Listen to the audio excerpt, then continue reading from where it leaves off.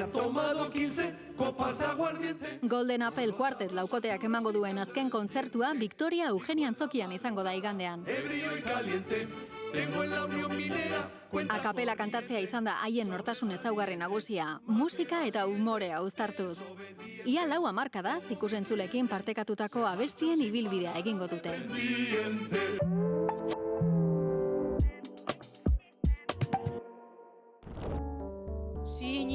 Larunbat honetan bertsozaleak Gasteizko Europa Biltzar Jauregian bilduko dira, Arabako bertsolari txapelketaren finalerako. Finalean 6 bertsolari arituko dira kantuan. Borrokatzea bihar gaur baino, hobeto bizi daitezke.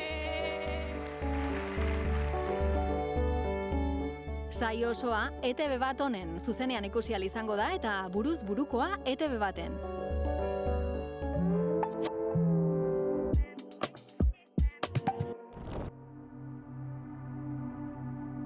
Irati Bazetaren Arien Isla erakusketa Uztaritzeko Jok espazioan egongo da apirilaren 2 arte. Sorkuntzaren bidez gogo eta piztea du helburu, euskal komunitatea osatzen duten askotariko errealitateak eta botere egiturak aztertuz.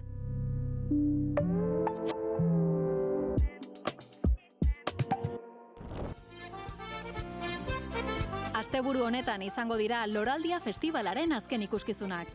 Haien artean, Santutxuko Gaztedi dantzataldeak bere 75. urteurrena ospatuko du Iruñeko Duguna taldearekin batera.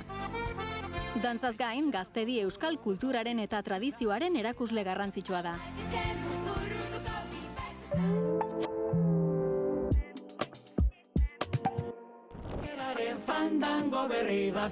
Igandean iritsiko da Korrika Bilbora 2026ko edizioari amaiera emanez.